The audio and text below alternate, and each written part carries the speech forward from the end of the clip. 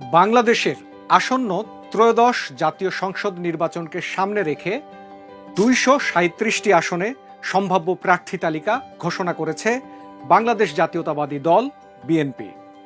সোমবার BNP chairperson Khaleda জিয়ার গুলশান কার্যালয়ে সংবাদ সম্মেলনে দলটির মহাসচিব মির্জা ফখরুল ইসলাম আলমগীর দলের মনোনীত প্রার্থীদের নাম ঘোষণা করেন। এখন আলোচনার বিষয় হচ্ছে, সংসদীয় আসন হচ্ছে ৩০০টি, এর মধ্যে ২৩৭টি আসনের প্রার্থী তালিকা ঘোষণা করা হয়েছে। তাহলে বাকি থাকলো ৬৩টি আসন। এই শূন্য আসনগুলোর কি হবে তবে? এ নিয়ে লক্ষণীয় বিষয় হচ্ছে, ঢাকার ২০টি আসনের মধ্যে ৭টি আসনই ফাঁকা রেখেছে বিএনপি। অথচ রাজপথ দাপিয়ে বেড়ানো নজরুল ইসলাম খান, রুহুল কবির রিজভী, মোয়াজ্জেম হোসেন আলাল, আসাদুজ্জামান রিপন, হাবিবুন্নবী সোহেল, রুমিন ফারহানার মতো বেশ কিছু হেভিওয়েট প্রার্থীরা মনোনয়নই পাননি। তাহলে ঢাকা ৭, ঢাকা ৯, ঢাকা ১০, ঢাকা ১৩, ঢাকা ১৭, ঢাকা ১৮ ও ঢাকা ২০ ফাঁকা রাখা হলো কেন?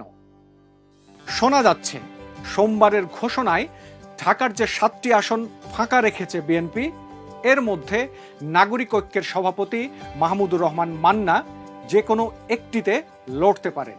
বাংলাদেশ জাতীয় পার্টি বিজেপির chairman Andalib Rahman Partha Dhaka ১৭, national Democratic movement NDM এর চেয়ারম্যান ববি হাজ্জাজের জন্য ঢাকা ১৩ আসন খালি রাখা হয়েছে।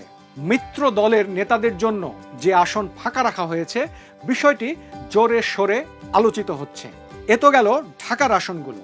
ঢাকার বাইরের আসনগুলোতেও মিত্রদের সঙ্গে হিসাব মেলাতে গিয়ে ছাড় দিতে হচ্ছে বিএনপিকে।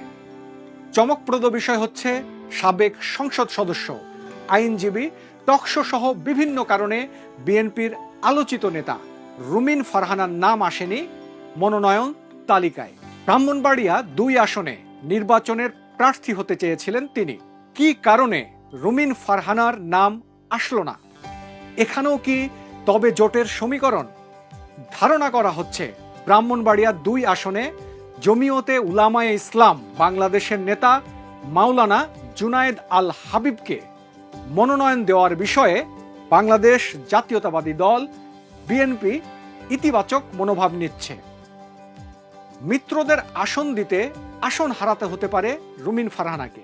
একইভাবে গণ অধিকার পরিষদের সভাপতি ও ঢাকা বিশ্ববিদ্যালয়ের কেন্দ্রীয় ছাত্র সংসদের সাবেক ভিপি নুরুল হক নূরের নিজ এলাকা পটুয়াখালী ৩ আসনে দলীয় প্রার্থী ঘোষণা করেনি বিএনপি।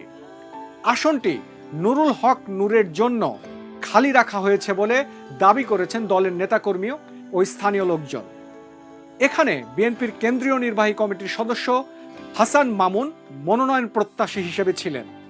গণসংহতি আন্দোলনের প্রধান সমন্বয়কারী জোনায়েদ সাকি ব্রাহ্মণবাড়িয়া ৬ আসনে, গণ অধিকার পরিষদের সভাপতি নুরুল হক পটুয়াখালী ৩ ও সাধারণ সম্পাদক রাশেদ খান ঝিনাইদহ ২, বাংলাদেশ জাতীয় দলের চেয়ারম্যান ও ১২ দলীয় জোটের সমন্বয়ক সৈয়দ এহসানুল হুদা কিশোরগঞ্জ ৫, জাতীয় সমাজতান্ত্রিক দলের সভাপতি আ.স.ম আব্দুর রব লক্ষ্মীপুর ৪ আসনে লড়তে পারেন। আলোচনা হচ্ছে, এলডিপির চেয়ারম্যান কর্নেল অবসরপ্রাপ্ত অলি আহমদ চট্টগ্রাম ১৪, দলটির মহাসচিব ডক্টর রেদওয়ান আহমেদ কুমিল্লা ৭। মনোনয়ন ঘোষণার সময় বিএনপির মহাসচিব মির্জা ফখরুল ইসলাম আলমগীর বলেন, যদিও এই প্রার্থীরা চূড়ান্ত নন, তবে অ্যাপ্রোপ্রিয়েট, প্রয়োজনে যে কোনো সময় পরিবর্তন হতে পারে।